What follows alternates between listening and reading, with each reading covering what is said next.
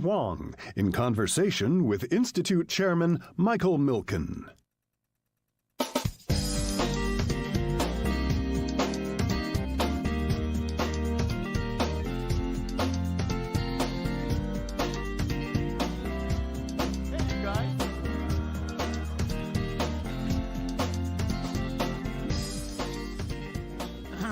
Big fans of yours. I think that's for you. I think the hoo-hoo's for you. And I think your outfit is for me. So, welcome. So, AI, is this the next industrial revolution? Yes. The next manufacturing revolution? Yes. Let me explain. So all of us have been talking about the technology of AI, that it can perceive the world, it can generate content, it can translate, it can now even reason and solve problems, use tools, use the web browser, read PDFs, do research for you. And so we know what the technology is able to do, and that's very exciting in itself. It's transformative completely in itself. We understand that the technology is unlike any IT technology of the past. Remember, IT technology is a tool. You have to use it to make it effective. You have to sit in front of the computer and use it. But now AI has the ability to automate. And the concept of robotics and robots are very well understood. And so imagine a physical robot, but we understand that, we can imagine that. Imagine a digital robot, and it's in the computer in your data center doing work for you. And so this is it's exciting because for the first time, it's no longer just replacing or the next generation of the IT technology that we know, but for the first time, it actually could augment and add to the digital workforce. And so the part of the economy that is part of is much larger than $1 trillion. It's part of the $100 trillion. And so that's the first layer. The second layer is how do you generate this AI? Where does the AI come about? Whereas the last generation of computers was software written by hand and it runs on CPUs. What Nvidia took some 33 years to build is this idea of a new type of computer that the machine learns to write the software itself, and it runs on this processor, this computing platform we invented called accelerated computing and GPUs. And so now the question is, how does the AI get produced? And it gets produced in essentially what people call AI data centers, but it's essentially a factory. It's unlike a data center. It doesn't look like a data center. It's quite large in scale. It does use energy. And it produces, you apply energy to it, and it produces these things called tokens, but they're basically numbers. And these tokens can be reformulated into numbers or words or images or pixels or videos or chemicals or protein combinations for drug discovery, or even motor skills necessary to drive a robot or steering wheels to drive a self-driving car. And so these tokens are being manufactured by this factory. And so what's interesting is that people are starting to understand that there's a whole new industry that has been created. This new industry has a factory. And this factory, there are AI factories. And how large can these factories be? They could be a gigawatt. We're building ones that are about a gigawatt, and each gigawatt's about $50-60 billion. And over the course of the next, call it 10 years or so, I wouldn't be surprised to see tens of gigawatts of AI factories being built around the world. And so that's the second layer. The third layer that's probably even more profound is that for the very first time, you have a capability, a technology that affects almost every industry, from financial services to healthcare to manufacturing to logistics to e-tail to entertainment, you name it. And so this infrastructure, if you will, this AI factory now becomes an infrastructure for a whole bunch of other industries. And just like the last generation, this infrastructure is kind of hard to understand, but the last generation we had the information infrastructure, and the generation before that we had the energy infrastructure. And now we have the intelligence infrastructure, and the internet is the information infrastructure, and artificial intelligence is this one. And so now, I think when you look at AI from those different lenses, you could start to understand the impact of AI to the technology industry that we're in, to a new industry that every country will want to be part of. Anybody have excess energy, you're going to want to be part of this industry, to the infrastructure that affects every industry. So let's step back for a couple minutes and talk about the skill sets needed to interact. We estimated a number of years ago that if you took the most modern agricultural technology, that in the world you might eliminate 500 million jobs of what's going on in farming, subsides, etc. There's significant questions today. Who's going to be disintermediated? Now, I had a substantial advantage in the 1960s that I could calculate yields in my head. And then in 1970, they came out with the calculator. So I got disintermediated. Looks like he's done pretty well since the invention of the calculator. Then I could remember millions of trades, and then computers started storing in those trades. What do you see in the concept of work and the interaction with the technology you're going to provide? Yeah. So all of you have heard a lot about job displacement. Every job will be affected. Some jobs will be lost. Some jobs will be created. But every job will be affected. And immediately, it is unquestionable, you're not going to lose your job to an AI, but you're going to lose your job to somebody who uses AI. But let me give you, and those are fairly common sense things to have observed. But let me give you the two extremes that you might want to consider as well. Computer technology, computer science has benefited about 30 million people.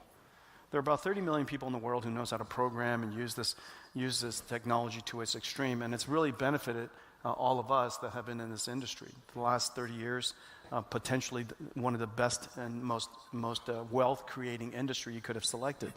I could have been a petroleum engineer. My dad was, and I could have been a doctor. My mom thinks that everybody should be a doctor, and but I chose to go into computer engineering, and it turned out to have been quite a good choice. However, there are about 30 million people in this industry, and so we've created, Mike, in the last 30, 40 years, probably the greatest technology divide the world's ever seen. The instrument that we've invented, we know how to use, but the other 7.5 billion people don't. I'll put on the table that, in fact, artificial intelligence is the greatest opportunity for us to close the technology divide, and let me prove it to you. If we just look in this room, it's very unlikely that more than a handful of people know how to program with C++, and equal number know how to program in C, and yet 100% of you know how to program an AI. And the reason for that is because the AI will speak whatever language you wanted to speak. You could draw a schematic and show it to it. You could draw a picture and ask it what to do. You could, obviously talk to it in words. You could write a prompt. You could describe your prompt in a very explicit way. You could describe your prompt in a very implicit way. And if you don't know how to program that computer using AI, you just tell the AI, I don't know how to program you. How do I program you? And the AI will tell you exactly how to program you and program it. And so I think that and the number of people who are using ChatGPT and Gemini Pro and these AIs kind of demonstrate that, in fact, this is one of the easiest to use technologies in history. And so now everybody could take advantage of this capability, whether there's a teacher or a student wanting a tutor, and every student should use it as a tutor. I use it as a tutor every day. And so I think the ability for us to now use artificial intelligence to close the technology gap is incredible. So that's one extreme. The other extreme that I will say is that, remember, we have a shortage of labor. We have a shortage of workers. We don't have an abundance of workers. We have a shortage of. And for the very first time in history, we actually have we can imagine the opportunity to close that gap, to put 30, 40 million workers back into the workforce that otherwise the world doesn't have. And so you could argue that artificial intelligence is probably our best way to increase the GDP, the global GDP. And so those are two other ways to look at it. In the meantime, I would recommend 100% of everybody take advantage of AI, and don't be that person who ignores this technology and as a result loses your job. So let's talk for a moment. They're going to walk out of this room, and Thursday, after 6 days of the conference, they're going to want to learn more about AI. Do they ask their computer to teach them about AI? Is that what we're going to do? Excellent way to do it. Just pick up your phone, get yourself, Perplexity is pretty good, ChatGPT is really excellent, Gemini Pro is excellent, I use all three of them. And just ask it whatever you want to ask it about AI, and it'll tell you. As deep as you like it to be. And sometimes in areas that are fairly new to me, I might say, start by explaining it to me like I'm a 12-year-old. And then work your way up into a doctorate level over time. And so you could all do the same.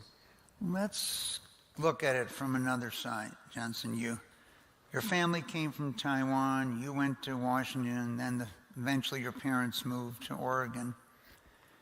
And I've had a chance to finance many other entrepreneurs. Bill McGowan comes to mind at MCI. So he had a company that had 99% market share in AT&T that he wanted to take on. In those early years that you often talk about, you didn't know if you're going to make it or not. He often was wondering where the payroll was coming from every month. What did the other companies miss who had more access to capital than you did at the time? What did they not see that you saw?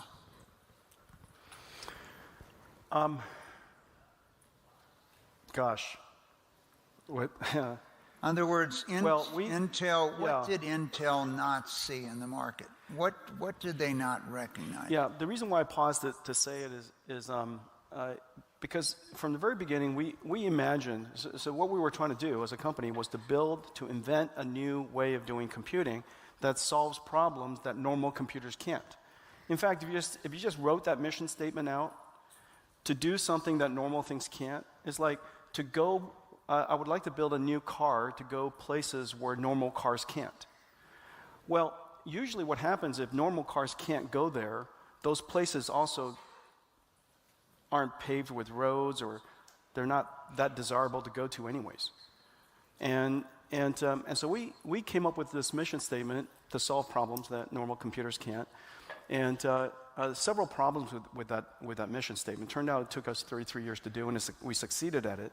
But the first thing is that the whole economy, the whole industry, the whole ecosystem wants to go where problems can be solved. Nobody wants to go to where problems can't be solved. And so where we are was rather lonely. There aren't other people solving this problem because it's hard to solve. There aren't many customers because they tend not to choose problems like that. They want to have their problems be solvable, not unsolvable. And then the other thing is Intel, watching us the whole time, had the benefit, and you said they had greater source of access to capital, and that's completely true because they were so successful doing what they were doing, they kind of rejected what we were doing. And that's, in fact, the good news. Over time, the reason why it took us so long is because it's hard, and the reason why we're here alone is because people left us alone for a long time. And there was a book that was written recently, and I picked it up and skimmed it. Peter Thiel's 0 to 1 book. In a lot of ways, it's kind of a story about Nvidia too. We chose to do something that nobody thought was possible or very hard to do, and very unlikely to succeed.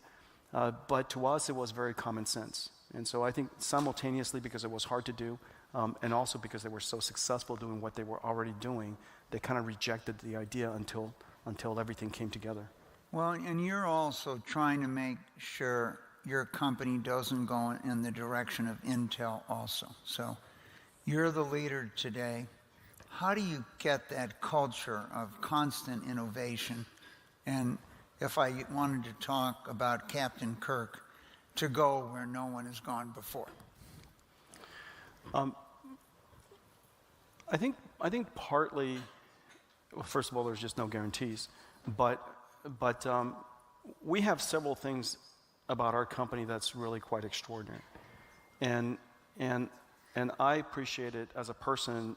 I wish upon my kids and the people I love to have the same experience, which is that long suffering that comes with struggle. And you never take anything for granted. You're super efficient. You're trying to save everything you can, save every penny you can, because you don't know when, how long the struggle is going to last. You have incredible resilience because it took a long time to do it, and so the company has that in its character. Almost everything we undertake even these days are 5-10 year endeavors. We're probably the deepest in this new area called physical AI, which translates to robotics in the world.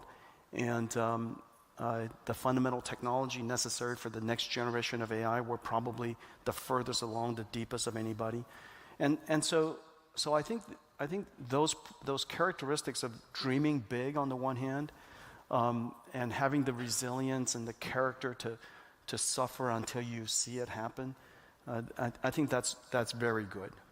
I think the other part that's good is you're always going out of business. For us, for 30 years, we're always in a perpetual state of going out of business, and so you don't take anything for granted. And I don't, when there's a setback, it doesn't trouble me too much. When we make mistakes, it doesn't surprise me too much. When we have success, I don't take it for granted, and we don't celebrate it too much. And we really stay focused on doing our work. And so I think part of that is just how long it took to build a company. Let's talk, for most laypersons, how do you make a chip?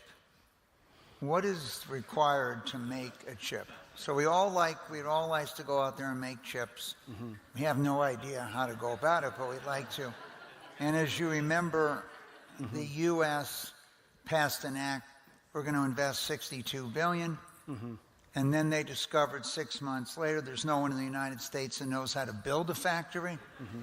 And we need to get 7,000 people from Taiwan here. Mm-hmm. Okay. Well, with all things, I think craft and artistry matters. If you want to learn how to build a chip, I would start with YouTube, and then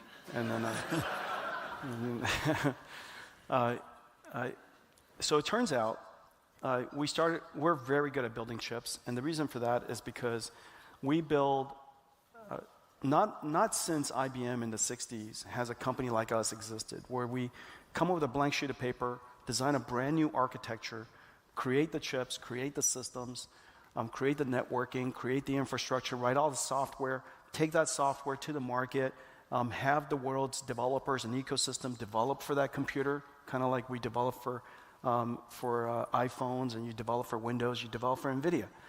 And so not since the 60s and 70s when IBM built everything from the ground up has a company like us exist.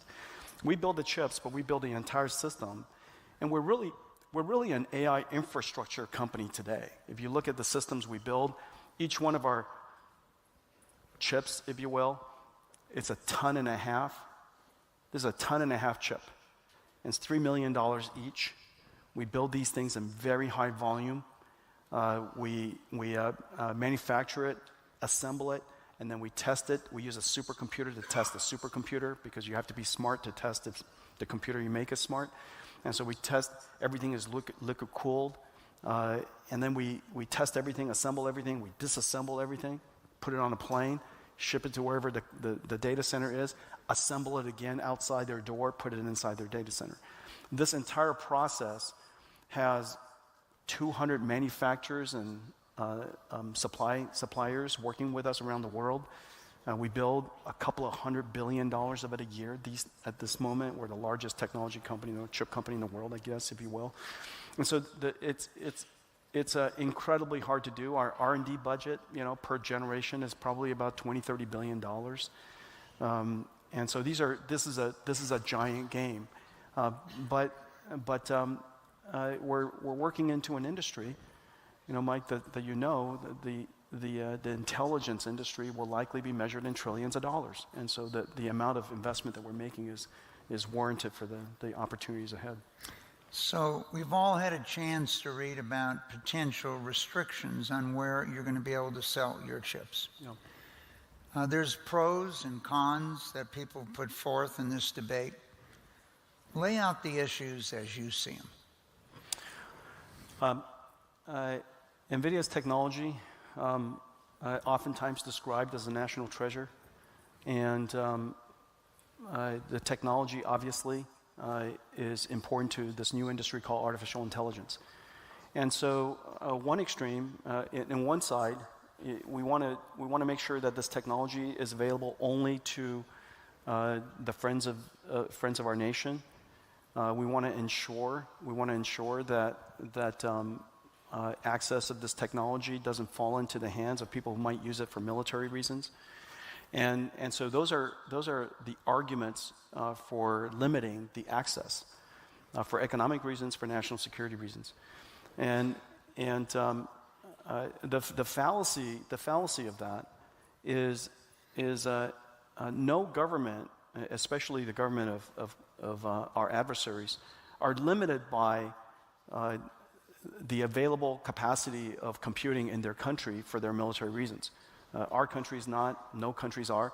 If they need it for military advance, they'll just secure whatever computing resources that they already have. And there are millions and millions of NVIDIA chips in just about every country already.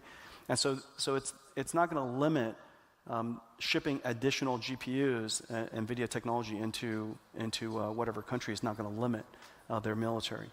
I think the reason why the reason for leaning into the export of this technology is we want to build the world's AI.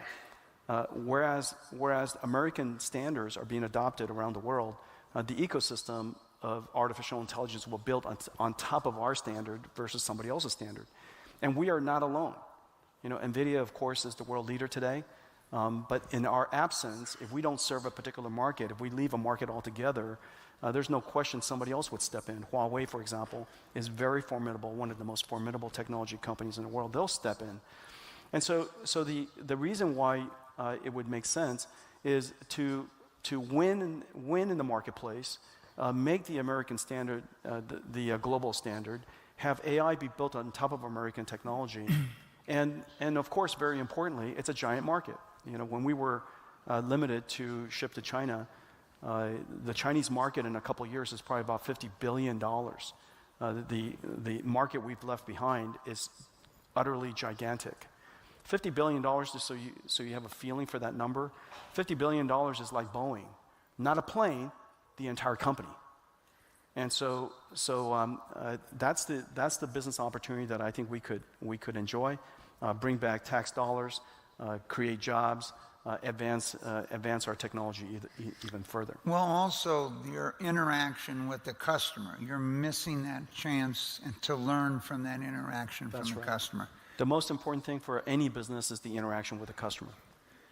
And what have you learned from your customers over the last few years in their demand for chips, but their use of chips, and how does that feed back to you and NVIDIA?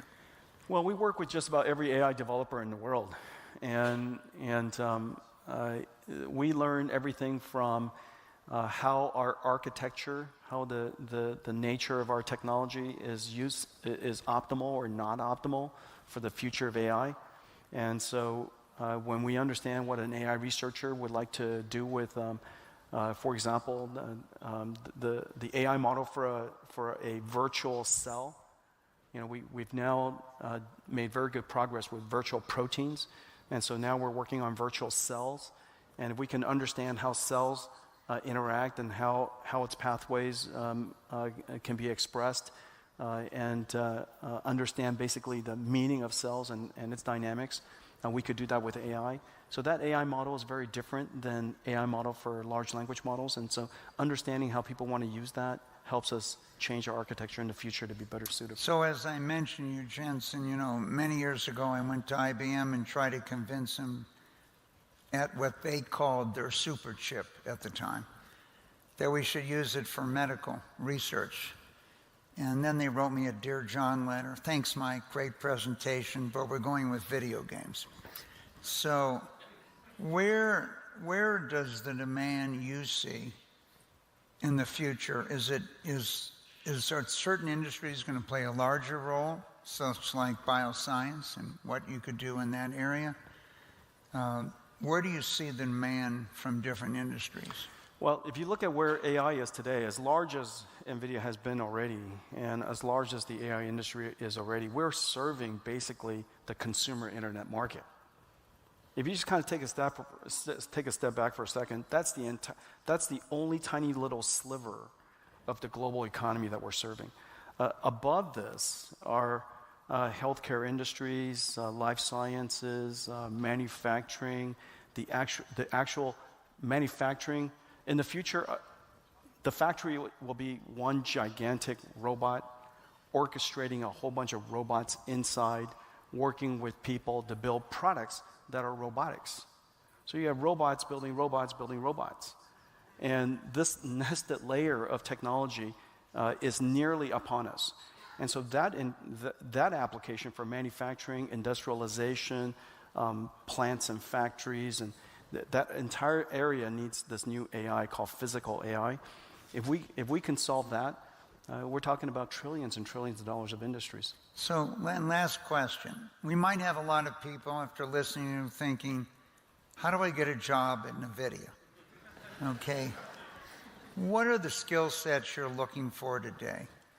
Well, if you can't design a chip, if you tell me that you learn how to design chips on YouTube, I think that's gonna tell me a lot. And so no.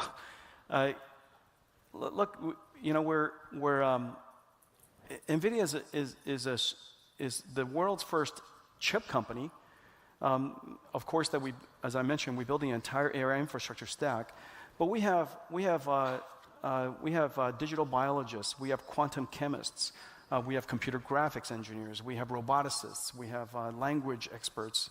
We have expertise across a very large domain of science, and we have a very large domain of industries. And so, you know, we serve healthcare industry, we serve financial services industry. So if you have domain expertise, we love that. We love people with domain expertise. And so we also love people with general basic intelligence. And if you love hard work, and especially if you love to suffer, you know exactly who to call. So, Jensen, you know, we have seen over the years that those, I don't know if my microphone is working or not here. Can you hear me? Yes. Okay. We have a famous professor, a friend of mine, tells me when he gets a new class, he tries to figure out who got in because of their ability and who got in because of their family relationships. And that is... There you go. Okay. So I was saying, when you talk about what built Nvidia, hard work, a lot of challenges, tough days. I was saying this professor friend of mine points out that he tries to figure out when the class comes in, who got in on their ability and who got in because of relationships. That's easy, he tells me, within a week. What's harder is how long will it be before the person that got in on relationships is working for the person with ability. That takes a long time. He needs to get to know the students. Those hard days have paid off, and we look forward to see what you can accomplish in the future. Thank you for joining. Thank you very much, Mike.